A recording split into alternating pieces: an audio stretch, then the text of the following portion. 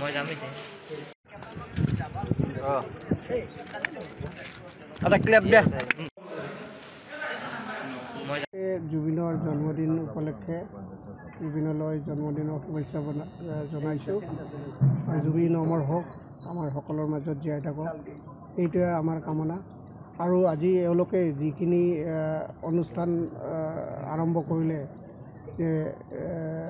গছপুলি ৰোৱাৰ হেৰিৰে নাহৰ গছপুলি আমি ইয়াত তেওঁলোকৰ উদ্যোগতে আমি ৰুলোঁ গোটাই আৰু সঁচাকৈ আমাৰ ভাল লাগিছে এই অসম গণ পৰিষদৰ শাখা বিভাগ দুটাই আমাক এনেকৈ ইয়াত জুবিনৰ জন্মদিন উপলক্ষে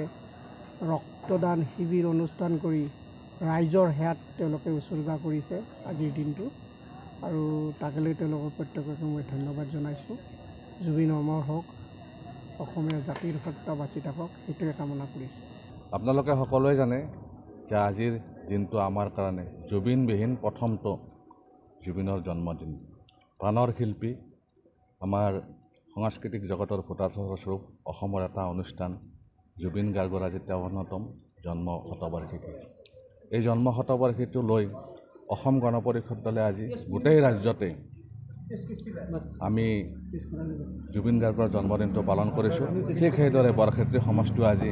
ৰাতিপুৱাৰ ভাগত নলবাৰী মেডিকেল কলেজ চৌহদত আমাৰ নাহৰ গছপুলি ৰোপণেৰে আৰম্ভ কৰিছোঁ আৰু ইয়াৰ পিছতে আপোনালোকে দেখি আছে যে আমাৰ ইয়াত আজি প্ৰায় অৰ্ধশতাধিক যুৱকে ব্লাড ডোনেশ্যন কৰিব তেওঁ যিবোৰ কাম ভাল পাইছিল ৰাইজক সহায় কৰি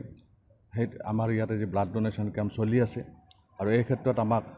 মেডিকেল কৰ্তৃপক্ষ বিশেষকৈ ইয়াৰে ছুপাৰিণ্টেণ্ট ডক্টৰ মাধৱ চন্দ্ৰ ৰাজবংশী ডাঙৰে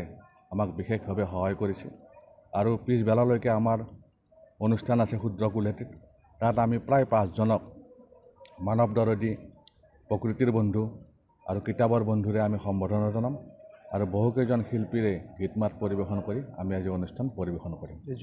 যিকোনো খবৰৰ বাবে যোগাযোগ কৰক 7099017330 লগতে 7099017110 নম্বৰত